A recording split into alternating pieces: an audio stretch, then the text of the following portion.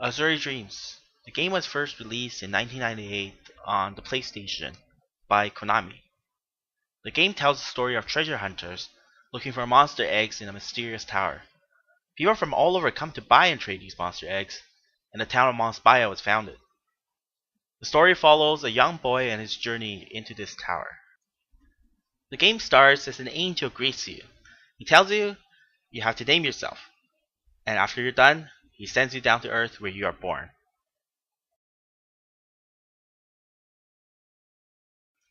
Fast forward a few years, and your childhood friend Nico is crying. Your dad, Gila Douche, comes over and goes, "A man must take good care of women." Seriously? Seriously? What's the point of that? I'm like 3 years old right now. Fast forward a little bit more, and it's a dark and stormy night where your dad has mysteriously vanished. And then you fast forward even more, and now it's your 15th birthday, where you officially become an adult. By now, your family has sold off all the monsters your dad has collected over the years, and they are poor and destitute.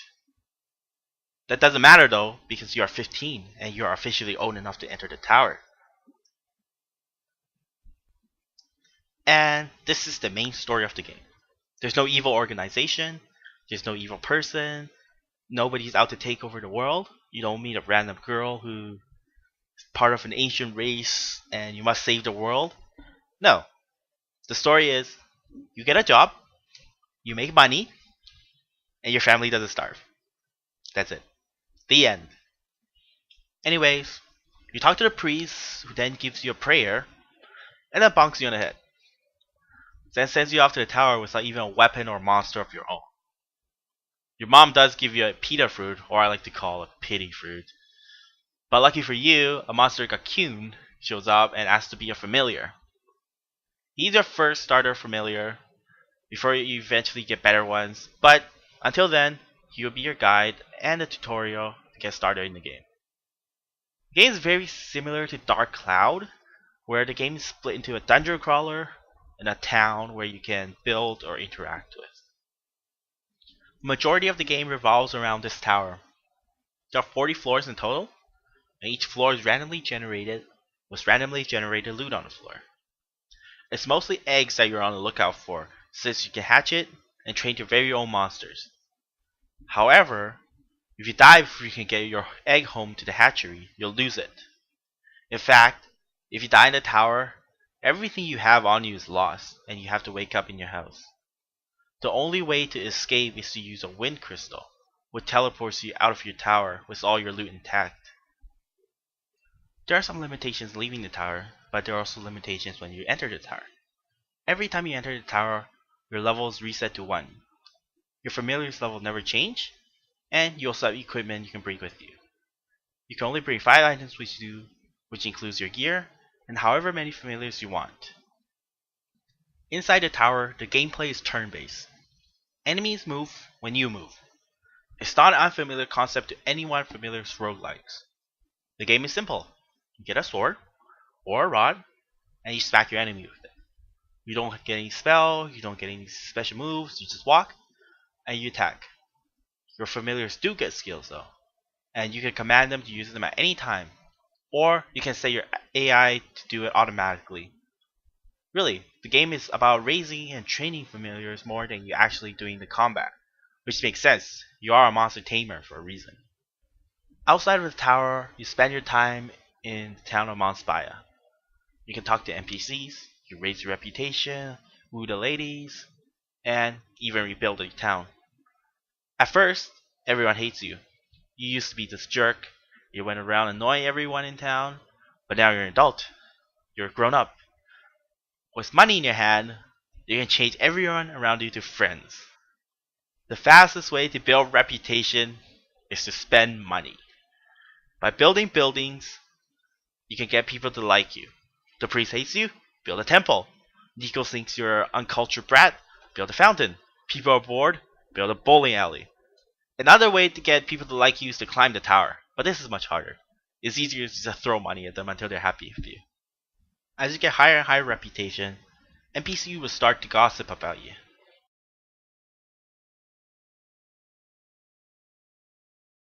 And hey, Is that a teacher stand with my face on it? And then there are romances, in quotes, romances.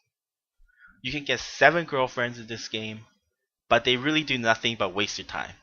It's a nice change of pace from hunting in the dungeon, but do they really need to waste your time every single morning to give you a kiss before you leave?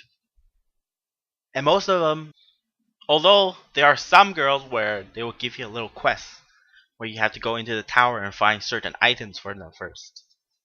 But the majority of them is just throwing money.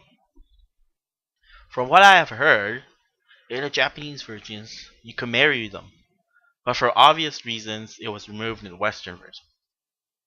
In the Japanese version, you could also romance your male rival, Gosh, but for even more obvious reasons, it was removed in the Western version. Plus, the ages for most of the characters are vague on purpose. But tell me, how old does this person look like? She looks like she's 8. And if it's not obvious enough, they named her Cheryl Child. She looks like she's 8. We do get to go on a date with them. Hey, let's talk to Vivian. Hey Vivian, what's up? Oh, we're going to the pool? Sweet, let's go. Wait, you can't swim? Why did you invite me here for then? Okay, I guess I'll just splash around for a bit. Splash, splash, splash, splash, splash, splash, splash. What? You want to leave now? Great date? My ass it is. Ugh, but don't worry, you can do other stuff without your girlfriends. Like, how about we go to the bowling alley and play bowling?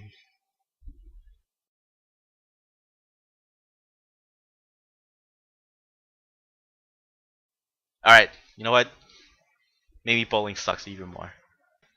Maybe the stuff you can do in town sucks. But you know what? I've been living in a shack for far too long, and I'm going to spend some money now. Let's upgrade this house. Now, let's go to the general store. We buy everything. Buy, buy, buy, buy. Yes, give me everything. I got the money. Now, you go back to the house, and you see your stuff everywhere. And that's when you know you made it in life. When you spend more money in 30 seconds than it takes to upgrade the whole entire town over again. And all for what? Random items littered around your house that you can click and interact with. But isn't that the point of the game? Get rich? To feed your family? Yeah, I beat the game. But enough about money. Let's go back to the tower. Let's talk about some more complex stuff. As you climb higher, you eventually get your second color. This lets you use 2 familiars in combat, but it also unlocks something called fusion. Some monsters carry traits. For example, here I got a Barong and I have a Cyclone. By fusing them together, the higher level monsters, being the Barong, will absorb the weaker one, the Cyclone. Now, the Cyclone has a trait, half MP consumption. Monsters use MP for everything. This lets you eat more stuff, fight for longer, use more magic. And here we go. Boom. Now, we have a Barong with half MP consumption. That's not it. Some monsters can evolve when you level them up. Here, my Griffin reached 20. He has evolved. He has become a Grinewood. This is the original bird with arms meme, guys. And now Maracne, he evolved. Now he's become an Ashura. See, the Ashura has a double attack trait. And I'm able to beat up stuff in a single hit. But my defense is really weak. So, what will happen if I fuse my cute little block, who has a ton of defense and not much attack? Will it get absorbed at Ashura? Yes, it will. But not if I feed it Leva Fruit first.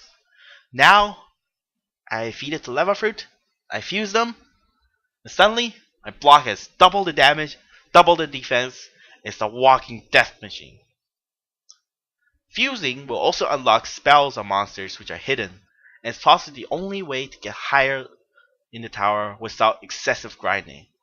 In fact, the game gets way too easy way too quickly once you manage to find a rare egg or fuse something good together.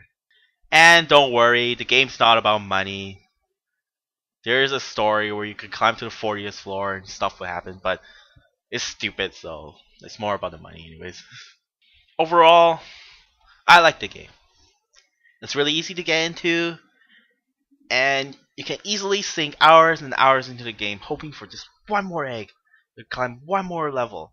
Because each time you get in, each time you leave, you're getting stronger, you're climbing higher, you're getting better and better stuff. It's just enough reward that you want to do another run. And when you're done with these runs, you can upgrade your town, you can build another building, you can buy more stuff for your house. There's so much that you're never stuck with nothing to do. But you're never stuck grinding for too long because the game is over in about a dozen hours. And that's what it is. A short game packed with addictive fun that makes you want to keep going and going.